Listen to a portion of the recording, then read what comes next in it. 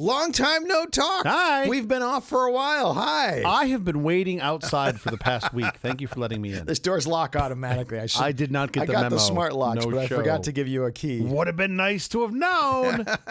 During our break, I decided to barbecue, as one does. Shocking, I know. tell you. Here's the thing. I make food at scale because once you have obtained grills that are of the size that I have, you might as well just fill And it. the quantity, sure. So I texted one of my neighbors and I said, hey, I've got extra ribs. Are you hungry? Mm-hmm. And he responded and said, I'm out right now, but text one of the kids. I'm sure they're hungry. Yeah. So I texted his senior in high school, and this kid cracks me up because he responded with, I'm out right now, but I can be home in less than 10 minutes. I'm in Pasadena, but I can be home in about 8 minutes. Yeah, I'm 30 minutes away. I'll be there in 10. He drove directly to my house with a friend, Sure. to which then I handed him ribs, and it literally, those two kids hit the lottery for that weekend. It was quite lovely. Meanwhile, on the home front, my child said to me, Daddy, I don't think I like ribs as much anymore. Oh. And I haven't let him sleep inside since. No, why would you? Outside's good enough for that kid. Hey, I mean, it's still Southern California. I'm not like mean. Sure. Not like we're in one of the 4, Dakotas. 3, 2.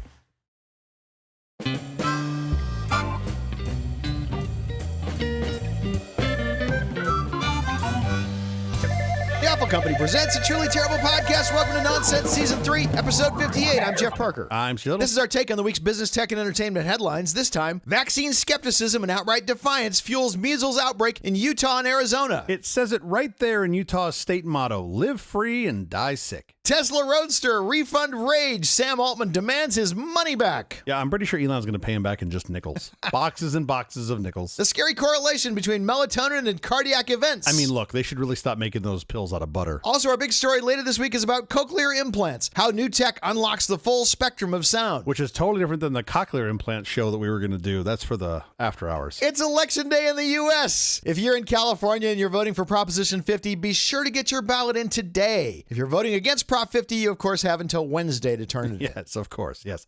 Wednesday or Thursday, there's no rush. This is government shutdown day number 35. Republicans do not want to extend the ACA premium tax credits, which would prevent most people's healthcare premiums from doubling. Those tax credits are estimated to cost the government about $35 billion.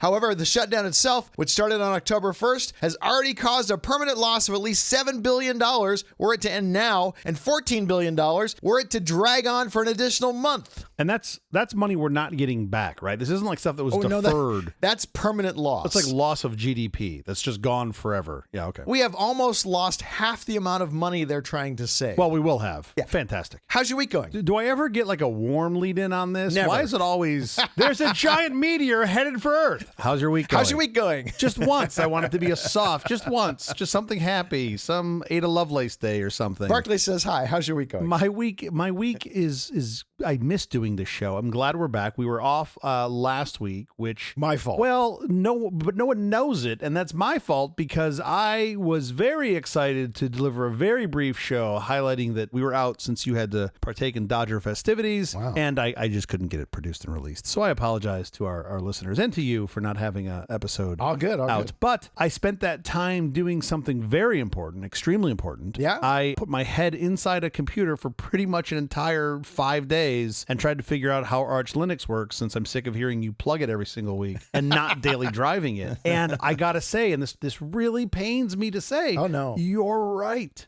It's Oh. really great. I've said this before, but like I really want to everyday drive it. So Yeah. last week ended with me ordering yet another computer for my desk because I fully believe I can everyday drive Arch Linux, and I think that's going to be the answer. So For sure. take that, Tim Cook. However, did the new computer cost as much as the No, what do you have? no, you have an God, M4 no. or an M2? No. It didn't cost as much as added memory on Sure. a MacBook or Mac Studio. No, we're not going to compare prices. No, because So you're getting a better system for a lot less money. now for my needs, I'm not sure. I think as a dip my foot in the water, this will be a great start. Yeah. It does have a shockingly low number of USB 4 ports or Thunderbolt ports. However, The hardware that you've ordered. that's because the one that hardware I you've picked. ordered. Yeah, sure. Yeah, the hardware that I ordered. So I do think there is hardware that is pretty darn close to comparative to the Macs that I currently use. Yeah. However, they are going to be more money. They are going to be a lot closer in price. Still not the same price, but closer in price. That's neither here nor there. There are some really awesome integrated, AI machines that I'm intrigued. Oh yeah, for that sure. do these insane amount of tops. That's likely what I'm going to buy as an everyday machine, but I can't run Mac OS on those. So first things first, I got to make sure I can everyday Arch. Yeah. And if I can everyday Arch, that'll be my next machine. I'll probably have one of those in the next 6 months. Yeah. Neither here nor there. Nobody cares. Halloween was last week. I was going to say, did you have a nice Halloween? We had a lovely Halloween. My kids are still of the age where I can tell them what to do, and they have to do it. And that was a blast. They had their daytime costumes, because we have daytime and nighttime costumes. Daytime costumes, we were all ghosts, which was lovely. I was a very specific ghost. I was a ghost of the 2025 Detroit Tigers postseason. Okay. That was fun. And everybody else in the family was ghosts. So that was really cute, and it was great. And then our nighttime costumes, my youngest son dressed up as the number 6. My oldest son dressed up as the number 7. That is not unique. Many kids did that. Sure. The part that was unique is my wife and I dressed up as hands. And that I thought was pretty funny. Oh, that's hilarious. Because if you know the 6-7 routine, 6-7 with the hands. So we'd come across kids, let's say like 10, 11, 12 years old, and they'd see us and they'd be like, oh, high five, man. I was like, nope, that's not it. And I'd be like, look at the kids, and look at the kids. And they'd be like, oh, we get it, 6-7. And I was just trying to ruin the meme for all of the children, basically, by just making it our own. It's like when you were walking around and there were boomers saying the word cool, and you were like, no, don't do that, please. Now I'm on the other side of that. Anyway, that was a blast. And fortunately did not, because my kids are younger, they tapped out pretty early. It did not get in the way of me watching the epic win from the Japanese national team on Friday night, which was great. It's a little baseball. I love seeing them. It is so nice that they play for this team out of Los Angeles. I can no longer say that I'm not a baseball fan. I think that this season has made me a baseball fan. They suck you in, don't they? It's just the worst. Listen, it's the greatest game, first of all. It's so terrible. dramatic. I've gone from the guy who was like, this is a boring sport, I go every now and again, I don't enjoy it, to now I am literally arguing against people that are saying that. I'm like, well, it's kind of crazy. The bases were full. There was one. I'm like, what am I doing? I'm the other guy now. So tense. And it used to be like, it's not every other sport, the ball never dies. Yeah. Right? In basketball. Yeah. Until you have a timeout or something like that. The ball is live the entire time. And hockey, you have this live puck the whole time. Yeah. And baseball, it's like, ball's live, ball's dead. Yeah. Okay, everybody quiet for a minute. Let's think about this. Okay, let's throw another pitch. Yeah. Ball's live, ball's dead. Yeah. And it's like, well, how much fun can this be? Yeah. But there's so much tension and stress and all the things that it's so great. What's more nuts is I went to, as I described here on the show, the best overtime game. It's overtime, right? That's what they call it. Extra innings, you mean? The best overtime game of the postseason. Sure, whatever. The best overtime game, extra innings game of the postseason when it was the Detroit Tigers playing against the Seattle Mariners. Oh, sure. 15 innings. Sure. Just my heart was beating out of my chest. And I was like, this is going to be the best game of the year, if not the decade. And then in the same season, the Dodgers go 18 innings in this epic battle. Yeah. And I'm like, this is kind of nuts. It's the second 18-inning game I've sat through for the Dodgers in a World Series hunt. Right? I just feel bad for your and the other 59,000 people's bladders. Because I remember at game 5, I had to pee in like the middle of the 8th. Yeah, but you don't want to leave. And like by the 12th, I was like, I don't know what I'm going to do. And I was like, you know what? If it happens, it happens. Like, who cares? Like, if I pee, I pee. Although the commercials this year seem to be extraordinarily long. Yeah. In fact, by the time we got to the World Series, those breaks were 3+ minutes. The breaks were insanely long. Yeah. Which was nice because I would just delay the game and watch. Yeah, and catch up. Sure. When you're at the park, that's harder to do. This is worth debating. My wife asked me, she's like, did you record the game? And I was like, record it? Like on a VCR? She's like, no, on the YouTube TV, did you record it? And I'm like, no, you don't record it. You just add it to your library. And then that's how you get it. And then I told her, I was like, we don't record things. It's not on a VCR. To which she then texted me last night and she said, and I quote, when I added a show to my library on YouTube TV, there was a banner that told me it will record my show. Yes. She sent this to me as like she'll never forget. It'll be 8 years later and she'll be like, see, it's still recording. And I'm like, oh, come on. Yeah. That's not how it works. It's recording everything. It's literally, Google is saving everything. Yeah, I know. And all they're doing is giving you a pointer. You're just getting a pointer. Exactly. We are such nerds. But they wouldn't need 19 million copies of the same thing. It would make no sense. Of course it would make no sense. Although I'm sure there's some Byzantine copyright law that you'd stand up for that does require them to do it because it was broadcast in the air and only your eyeballs are. blah, blah, blah, blah, blah. Anyway, I had a lovely week. I really missed recording last week. It was for good reason, because I don't think the Dodgers would have performed as well if you weren't there and present. Yelling and screaming.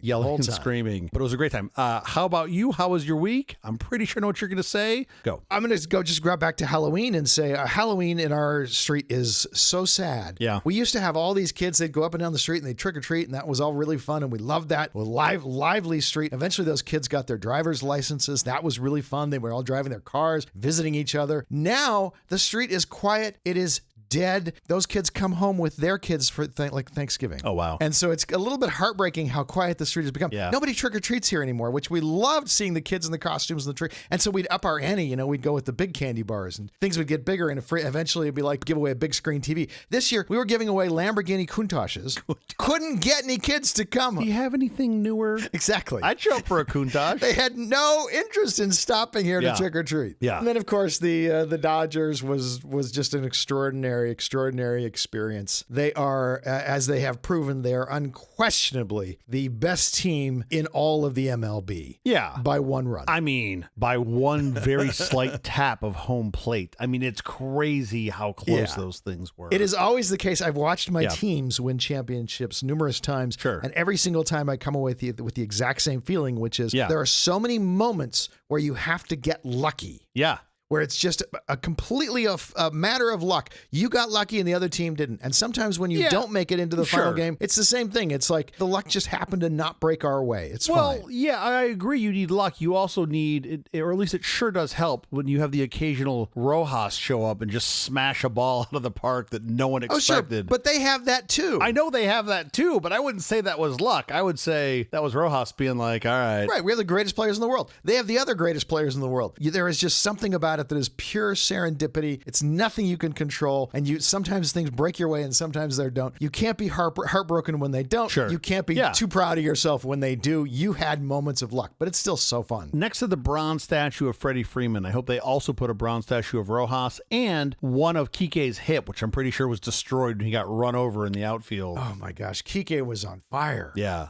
We always say October Kike is like a different animal than the Kike you get during the regular season. And it's just so true. I mean, to be fair, they play like 600 games every year, so it's hard to bring it for all of those. I understand why he shows up for just the last handful. It's just remarkable how good he is. When everyone else looks defeated, Kike Hernandez is out there playing like he's a child. Yeah. Like he doesn't know what the score is or what's happening, and everything is, going his way. You're playing a game. They should all be playing like they're children. They're playing a game. They're having so much fun. They should not be taking this super seriously. It's absolutely delightful to watch October Kike. Yes. It's even better when not only does the game go into extra innings, the last game that is the deciding game of the entire season. Yeah, but, that's how close also it was. A bench clearing brawl, because I think they figured since I was a hockey fan, like let's give him what he wants. Give him a little entertainment. Those poor guys running in from the bullpen, like what are they gonna do? Like you're here an hour late.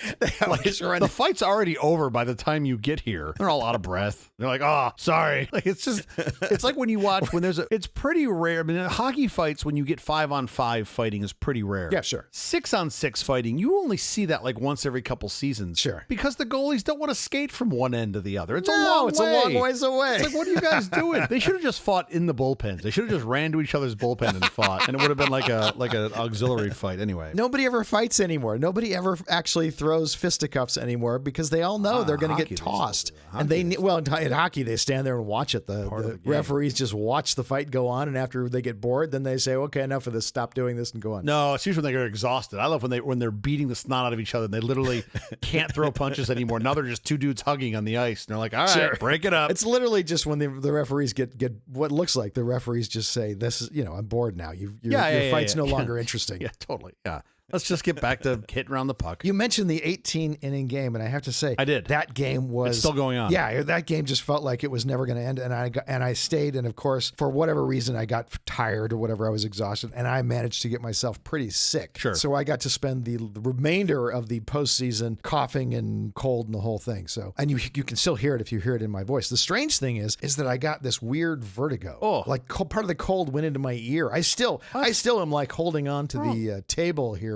like I'm on a sea On a ship. cruise or something. ship. Oh boy. Yeah. Nonsense at sea. Yeah. That's a whole new unlock for us. Let's get to our headlines. I mean, we're not even a half an hour in yet, but I guess. The patient who said no, how one person halted outbreak control. An ongoing measles outbreak across the Arizona-Utah border with over 150 cases has hit a major snag in Salt Lake City, Utah. Health officials suspect a new case in Salt Lake County, but the patient is refusing to cooperate with the investigation, declining testing and declining to share contact or location information. This uncooperative stance prevents contact tracing to warn potentially exposed individuals. This deep breath. This is just terrible. I mean, this is exactly what we knew was going to happen. I should not be surprised. This is a selfish human being for sure. Oh, this is a terrible human, selfish human being. How kind of you. The outbreak is fueled by low vaccination rates far below the 95% needed for community protection. This incident highlights growing distrust in the public health as measles, an extremely infectious vaccine-preventable disease, reemerges. The U.S. is nearing 1,700 cases this year, its highest count in decades. Yeah, okay. So look, first of all, we had successfully eradicated this disease in the U.S., which means, it doesn't mean that it's not going to be present. It means it's not going to be always present and that you're going to get it from outside sources. I'm pretty confident we're going to lose that designation this year. Oh, for sure. We're going to have measles year-round, the clock, here in the great old United States of America. Well, I think there is a measles season. I think it does go away in the summer months, doesn't it? It has in the past. Yeah. It's not going to. I mean, this is the problem. Like,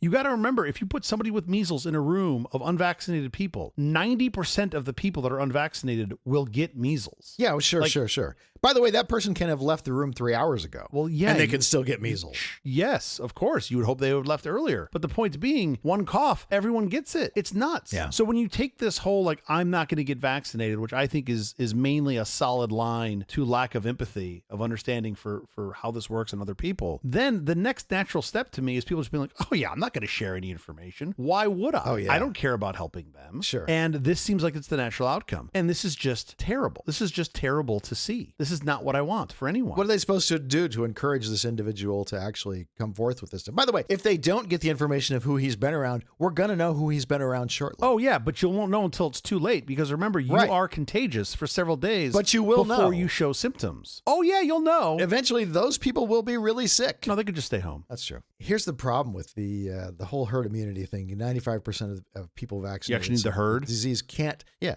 So the disease can't. It makes the disease almost impossible for the disease to jump to person to person to person. Yeah. What I always forget to mention when we talk about this, though, every time it jumps, every time it makes a new infection, it has a potential to mutate. Puts on a disguise. So, So now you can have something that's much more dangerous than measles. Super measles. I can't wait. Right. Yeah, measles plus. Because you are not willing to get vaccinated, you are allowing measles to become a stronger virus. That's not a me problem. That's a them problem. Yeah. Do you remember? I know you remember because you and I are, what's the word? Dinosaurs. Remember when you used to walk into a restaurant? We were there, there's a little diner. You're just there to have a meal with your, one of your friends. Mm-hmm. They'd ask you a question. There was always a question you got asked when you first got there. You remember what it was? 30 years ago, 40 years ago. Hello, no, before they seat you. Hello, Jeff. Welcome to Crocodile Cafe. How many at a party?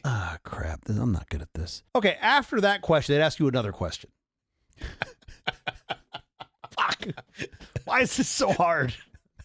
What's the question they would ask you? Smoking or non? Oh, the question was smoking or non. It's been so long since I've heard that, and living in California, that was a question, that I've forgotten right? that was ever asked. Of course, because we are in this liberal hellhole. Yes, that is of clean air. Of clean air. So they would say smoking or non, and you'd be like, non-smoking, please, as far away from the smoking section. I feel like Salt Lake should think about embracing a measles or non-measles section. Oh, like, for sure. Vaccinated or unvaccinated, right? Like, that doesn't seem unreasonable. You're not adversely affecting the unvaccinated people, but then they'll bitch about it because they want the seats by the windows where the fresh air is that the vaccinated people want so that they don't get measles. Look, what I want to tell you is don't go to Utah and Arizona. Those are the two states I probably visit the most.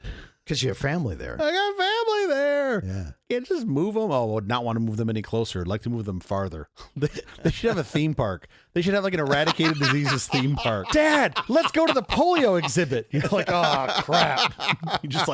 Yeah, everybody rides in an iron lung and they missed you with some polio. Oh, if I don't laugh about it, I have to cry about it. All right, so great. Salt Lake, measles. I got some happier news. Some 60,000 kids have avoided peanut allergies due to landmark 2015 advice. Don't eat peanuts! Was that their advice? The advice? No, 60,000 children avoided developing peanut allergies after guidance first issued in 2015 upended medical practice by recommending introducing the allergen to infants starting as early as 4 months. For decades, doctors recommended delaying feeding children peanuts and other foods likely to trigger allergies until age 3. But in 2015, Gideon Lack at King's College London published the groundbreaking Learning Early About Peanut Allergy, or LEAP, trial. Lack and colleagues showed that introducing peanut products in infancy reduced the future risk of developing food allergies by more than 80%. That's a real number. Later analysis showed that the protection persisted in about 70% of the kids into adolescence. That's incredible. This is another great example. Unfortunately for me, my wife does not listen to this show. She'd rather listen to static. And this is a great example of where when we had kids and I didn't do anything really to become smarter as a person or a parent, my wife was like, oh, you got to introduce them to these things. And I was like, what? That doesn't make sense. She's like, no, this is the guidance. And my understanding is, and certainly don't take any medical advice from me, my understanding is there's only really one thing you should not give to children under the age of 2. Do you know what it is? Cigarettes. Cigarettes and heroin. The answer is cigarettes and heroin. You want to introduce them young so they build up a tolerance. Okay. You don't want them to beat the weak one at the junior high prom. Honey is the food that you're not supposed to give them because it can carry botulism. Oh, I had no idea. So honey under the age of 2, apparently, which does not, you would not think honey, but these other allergens apparently you want to introduce, and we did. And fortunately, our kids had a lovely response, and as of now have no food allergies that we know of. So we got super lucky. But this is a great example of where science gets it right. We continued to look at this problem and we said, oh, as it turns out, it's probably better to do this. Right. And the guidance changes. And that's important. Like that is the whole scientific method is defined in this. Like you get it, you try to make something better, and then you go, oh, well, we can probably improve upon that. And that's exactly what happened. Since this 2015 study, the biggest downside has been the uptake amongst medical professionals has been very slow. Because they're used to telling people not to feed their kids peanuts. Well, but it takes a while to relearn that and go, oh, wait a minute, that thing I told you when you had an older kid, with your younger kid, don't do that. Yeah, so okay, but let's look at this temporally. This initial study was in 2015. The guidance expanded in 2017 to basically say get these into children young and early. Yeah. As of now, you only have less than a third of pediatricians and 2/3 of allergists reported following the expanded guidance from 2017. Sure. It's been 8 years. What are you waiting for? They're just too busy. They just have so many things they have to do. Yeah, it just does not move as quickly. I would like for them to be able to focus on more of that. But the data we have so far is great. But now you as a listener will know if you have young kids, peanuts, peanut butter, whatever it is you give to a 3-month-old. And by the way, you don't need to give them much. They just need like little tiny tastes of like peanut butter. I think you want to introduce also milk-based proteins and soy-based proteins, tree butters, things like that. Just start them out. This is the beauty of science generally. Yes. When John Kerry was running for president and everybody was saying he's a flip-flopper. He had this position, then he had that position. This is a desirable thing. When you have more data, you know more. Yeah. And you should change positions. You should learn to go with wherever the data leads. Especially as a leader. Where's my $50,000? Sam Altman can't even email Tesla about his Roadster. Sam Altman from OpenAI is reportedly seeking a refund for his deposit on the Tesla Roadster 2.0. The car first announced with futuristic features like cold gas thrusters back in 2017. Altman placed his order in July 2018, putting down a significant sum, initially $45,000. He joins a growing list of original depositors frustrated by the lack of progress on the hypercar over the past 8 years. When Altman attempted to email Tesla for his money back, he found the associated email address had been deleted. Other early reservation holders like streamer Marquez Brownlee have reportedly found getting a refund difficult, often needing to resort to calling the company directly. The situation highlights the ongoing wait for the long-promised high-spec electric vehicle. I mean, 8 years, like... First of all, the fact we've been talking about this and the fact that there's like this, the daddies are fighting now on Twitter again, and Altman and Elon are yelling. They're going to give him his money back. He got it back. He got it back. Afterwards. Elon Musk wants you to know that Sam Altman got his refund on his first Tesla Roadster. But like, that's just a distraction. Like the distraction of like, yeah, you got your money back. You took a couple days. It just was hard to do. That's kind of not but even that's not the point. The deleted email address is not the point. The point is, you said a long time ago that this thing was coming with all of these things. Sure. And then at no point owned it and was like, well, like you didn't blame it on something. You weren't even like, well, the COVID or, well, physics. Sure. Like you didn't even blame it on Physics. anything else. It's just none of those things were excuses. You just were like, let me show you something else in this hand, some other rabbit, a robot doing dishes or something. That's going to be my new excuse for everything. Everything, Physics. as it should be. Physics. Just sorry, we couldn't get through the physics. It was very difficult. I think it's really silly. And like, if you don't want to make the car, don't make the car. But to me, and I'm biased, I see what I want to see. It sure does seem like this is another example of like, oh no. It's a thing that's coming. It's be out, this year. Like, all right, which bucket of delay am I putting this into? Like, which one of your future predictions has actually come true in the time frame that you specify? I'm going to get right to it after I finish this ketamine. But it would be a really neat car, even if it had a third of the specs that they had mentioned. At that price point, I don't know, but I think it'd be a really neat car if they could do some portion of it. But I think right now, I should say most of the things that they've spec'd in this thing are just not feasible. 7 years later. 8 years. 8 years It was announced later. in 2017. Meanwhile, Sam Altman's pissed off when people ask him about where's the revenue for OpenAI. He got very upset when an interviewer asked him about the revenue for the company. Yeah, revenue is how old companies were evaluated. New companies should be evaluated on different metrics. And that company is 10 years old. So yeah, maybe at this point it's okay to go ahead and talk about revenue or lack I'm thereof. biased. I'm pro OpenAI. I'm not a big fan of Tesla. But they've actually got to build a product, and they have been building an incremental product. For 10 years, they've been building the product. Yes. At some point, you do need to talk about revenue. Well, yeah, maybe. I mean...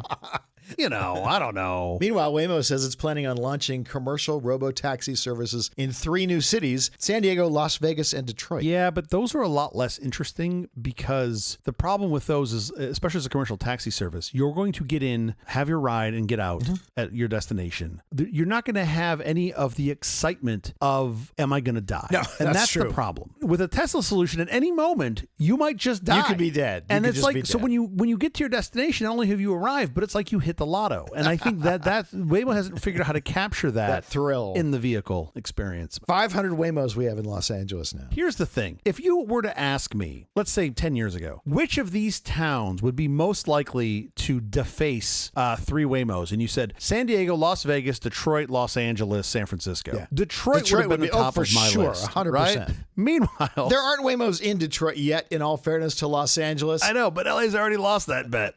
Yeah, kind of embarrassing Don't for hurt the us. Waymos. What did they do? What did they do to us? The hidden heart risk in your nighttime pill. New research suggests that long-term melatonin use may signal an underlying risk for heart problems, specifically heart failure in adults with insomnia. A study analyzing health records found that adults regularly taking melatonin for over a year had nearly double the risk of developing heart failure compared to non-users. Researchers emphasize that the supplement itself doesn't likely cause heart issues. Instead, the chronic need for melatonin to manage sleep could be an indicator of existing cardiac stress, as insomnia itself can increase blood pressure and inflammation. Experts advise that anyone using melatonin long-term should discuss it with a doctor, as supplement safety and regulation are variable. Yeah, and sometimes non-existent. Of all the heart problems to have, heart failure sounds like a bad one. My dad had it for like 14 years. And the way this affects your sleep is really fascinating. I have a family member who recently went through a 2-week-long cardiology detection device. Like it basically just tracks your heart. And they found that at night, their heart rate would go as low as 19 beats per minute. Oh my. That is crazy. I would think your blood pressure would go up because the reason what heart failure is you're not pumping enough blood to feed oxygen to oxygenate your organs.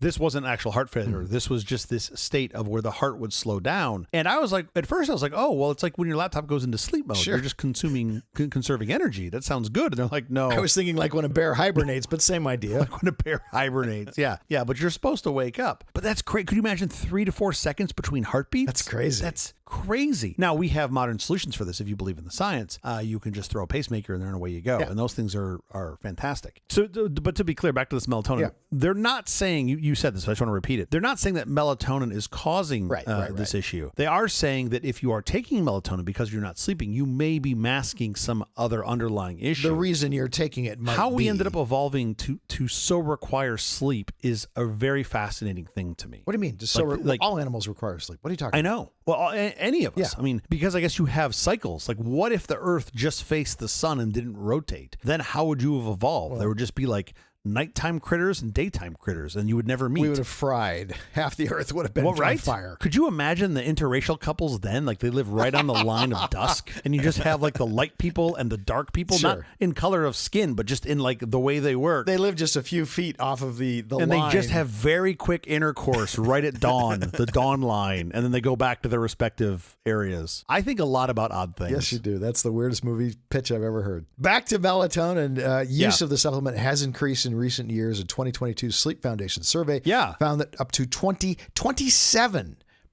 of U.S. adults take melatonin, as well as 4% of kids. Because no one's sleeping. Maybe cut back on the caffeine and the cocaine. That might be keeping you awake. Those on long-term melatonin were also more than 3 times as likely to be hospitalized for heart failure. Yeah, again, not we don't believe not from causation. Melatonin. Right. Yeah, we believe because you have some other underlying issue of not sleeping, namely heart failure, and then you're taking melatonin. So I think the takeaway from this is if you find yourself taking a lot of melatonin, maybe go see your PCP and just ask them to take a look at the old ticker, make sure the ticker is ticking. Here's the crazy thing about melatonin. It's a supplement, and as a supplement, it's not regulated. No regulation at all. By the FDA. Crazy. There's no regulation at all. Crazy. The dose, None. the purity, it can just be, it's the Wild West. It's whatever you want to put in that bottle and call it melatonin. This is why you'll hear such grumpiness out of me around this Make America Healthy Again movement, because the people that are hawking that crap have no science behind it whatsoever. There's a woman who calls it really expensive urine. Yeah. Which I think says it perfectly. I do love that quote. But if you extend it, she said that if there is harm from a supplement,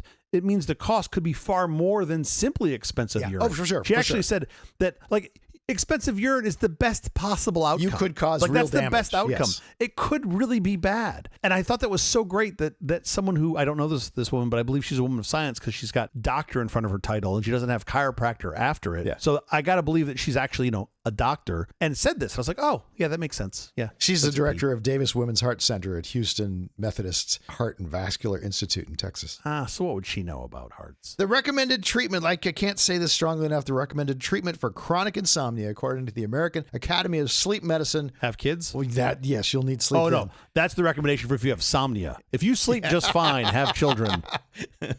That'll change. The recommended treatment for chronic insomnia, according to the American Academy of Sleep Medicine, remains cognitive behavioral therapy for insomnia. And that's so important. If you don't understand what that is, cognitive behavioral therapy for insomnia, Google it. You can figure it out. And if we can talk for a minute. What have we been doing? We rolled right over this in the open. This week, we celebrated the removal of daylight savings time for a couple of months. Yes. Here's the thing about daylight savings time. No one tells the children. The children their internal clocks. 0.0 Fs. Same with the dog. About daylight savings time. They are set to some other clock, circadian or otherwise. Yeah. And it's atomic. Yeah. And they're just up at 4:45 on Sunday morning. Daddy. And I'm just like, what? Can you just... No, just daddy.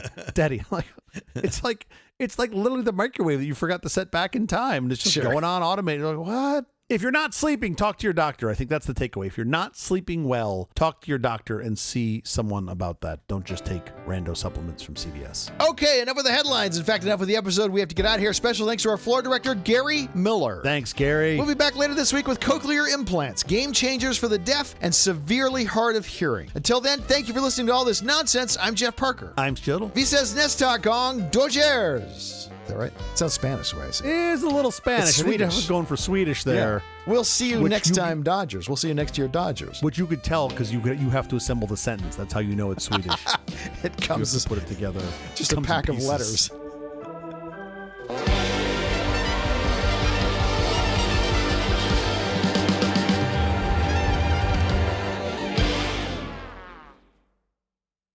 The Timex Sinclair ZX 1000. This new computer from Timex represents a major breakthrough, a real computer at an almost unreal price. Wow. What makes it possible are their advances in microchip technology and computer circuitry. As technology increases, price decreases. Wow. It happened to the calculator. It happened to the digital watch. Now Timex has made it happen to the computer. Wonderful. The Sinclair 1000 allows you to use your own TV as a display monitor and your own audio cassette recorder for storing programs. I just think that's comical. For under $350 in today's money, you get everything else you need, including step-by-step learning guide that'll have you running programs within hours, Jeff, Yeah. and writing them within weeks. Take the over on that. Pre-programmed cassettes from the Timex Sinclair 1000 are available on such subjects as education, finance, and entertainment. And for under $170 in today's money, you can add an additional 16 kilobytes of RAM. That's 16,000 bytes of RAM that will let you do further advanced programs. I don't know if you shopped for RAM recently. It's not much cheaper now. It's always the same. They just leave it the same price. It's just, they don't care. They change the K to an M, the M to a G. It's all the same. I don't know what happened. RAM just got extraordinarily expensive in the last year or so. That's just got to be some collusion, but I digress. The power of computer is within your reach today. Visit your local retailer or call their toll-free number to find the Timex computer dealer nearest you. Yes. When was this? I know you know this 'cause you were- $350 in today's money, and I'm guessing yeah. it was probably $100 when it came out, because that's the perfect You would number. be correctish. $99.95. No, you're right. It was about $100 in then money, so that should make it a little easier for you to figure out. But you know this. You were there. I was there. Not only that, this. I had just bought an IBM Selectric typewriter, an electronic. That is from the International Business Machine. Yes, an electronic typewriter that you actually you could correct 10 words back if you saw a typo that you had typed before it typed it onto the paper. You could go back and you could correct that word, that typo. And that's the kind of buffer that you had. And I bought that so I could write college papers. And it was like, oh my word, I can't believe I get to go back and fix things before they're actually committed to paper. This is so wonderful. Like 2 minutes later, this thing came out. Yeah. Did you have one? Did you have a Sinclair? I didn't have a Sinclair. No. I spent my money on the IBM Selectric. You already bought into the other camp. Because you know what they say? Yeah. Nobody gets fired for buying IBM. Well, I would have fired me because this Sinclair was a much better device. Although this didn't come with anything that typed. It was just... Well, what I've heard from people that had these was that they didn't perform great. They would overheat. And then if you wanted it to work for any reasonable period of time, you had to like put it in the freezer and chill it before you would use it. It's an actual anecdote from someone that they told me. I have a friend who forever would not get a new computer. And when he wanted to compile something, he would go to the freezer and get out a bag of peas and put it under the process. And it would Wait a minute. You don't do that? What do you do? It would make me nuts. Sure. That I just couldn't buy a new computer for him, but he didn't want a new computer. Yeah, use the peas. What year do you think this was? Well, I think probably this was, I can tell you because I was in school. I can tell you about when I was in school. Yeah. This has to be like mid-1982. Yeah. Oh, mid-82. You're getting to the month. Can you give me a week number? I probably can. I can tell you. Guess your weight? Yes, Are we at a because carnival now? No, because I bought my Selectric to go back to school. Going into school. Yeah, in what would have been 1982. How did you bring your Selectric to campus? Because you had to fly, right? Yeah. To get from home to school. Oh yeah, you drug it in the giant case it came in that was like 17 Did it come million. in a case or was it a box? Did it come in like a travel case? No, it had a travel case. Wow. Did it have wheels on it? It should have. I mean, it was heavy. I just want to see a picture of a young Jeff Parker walking out of LAX on a TWA flight carrying some giant 40-pound Selectrics. In the history of IBM, they have never made a product that just didn't weigh 1 million pounds. I mean, they're built to last forever. They have meat scales from the 1940s that they still support because they're so well built. But wow, that stuff's heavy. Yeah, well, that's what makes it last. I'm mean, sure. You want the thickest metal you can get. And that's what they You had. just take old tanks and they just tear them up, old Abrams tanks, and they just shred them and make whatever. You are correct. This was 1982 was when this came out. Sad was from like late 82, so I think you're probably in the wheelhouse there with your mid 82 guess. Yeah. The Timex Sinclair.